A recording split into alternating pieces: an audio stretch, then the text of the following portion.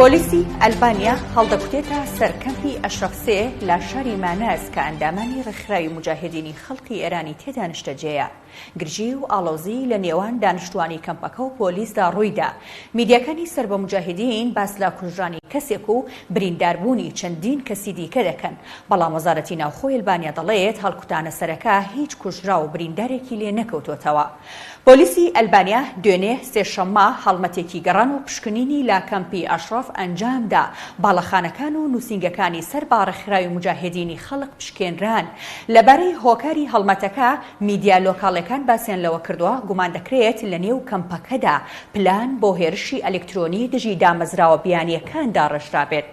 دانیشتوانی کەمپی ئەشرەف ناڕەزاییان لە هەڵمەتەکەی پۆلیسی ئەلبانیا نیشاندا و هەوڵێندا بەرەنگاری هێزەکانی پۆلیس ببنەوە، بەڵام بەڕشتنی گازی فرمێسکڕێش بڵاوە با ناڕەزایەکە کرا.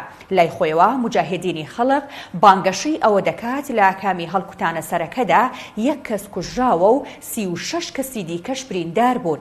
دەشڵێت دۆخی کەمپەکە زۆر مەترسیدارە.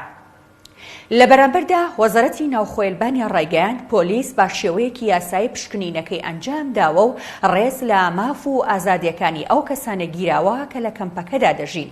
دەشڵێت بۆ دڵنیایبوونەوە لەو دەنگۆیانی باستەگیان لە دەستدان دەکەن لە کەمپەکەدا لێکۆڵینەوە ئەنجام دەدرێت. وەزارەتی ناوخۆی ئەلبانیا ڕاشیگەیاندووە ڕێکخراوی مجاهدینی خەڵق کە تەنها بۆ پێدانی مافە مرۆیەکان لە کەمپەکەدا جێگیرکراون کاری لەو جۆرەیان ئەنجام داوە کە پێشێلکاری زەقا بەرامبەر با ڕێکەوتن و بەڵێنەکان. بەداخەوە ئەم گروپە بەڵێنەکانی نەبردۆتە سەر و ڕێکەوتنەکەی پێشێل کردووە.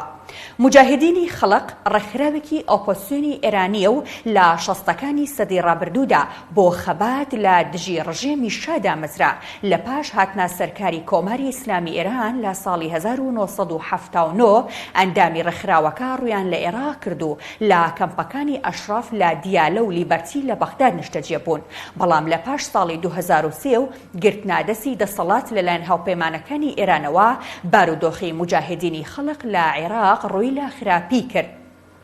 کەمپەکانیان کەوتنا بەر هێرشی موشکی گروپە چەکدارەکان و سەدان کەسیان لێ کوژرا.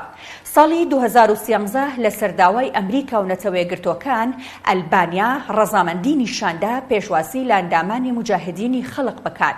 بۆ مەبەستاش کەمپی ئەشرەفسێ لە شاری ماناس لە باکووری ڕۆژاوای وڵاتەکە دروست کرا و ئێستا نزیکەی 30,000 لە ئەندامانی ڕێکخراوەکەی تێدا نیشتەجێ کراوە. ئەلبانیا کە یەکێکە لە وڵاتەکانی بەڵقان و دەکەوێتە باشووری ڕۆژهەڵاتی ئەوروپاوە لە ئەیلولی ساڵی ڕابردوو پەیوەندیە دیپلۆماسیەکانی لەگەڵ ئێراندا پچڕاند و تارانی تۆمەتبار کردبەوەی هێرشی ئەلکترۆنی گەورەی کردوتە سەر دامەزراوەکانی حکوومەتەکەی. ئاسوودەبن.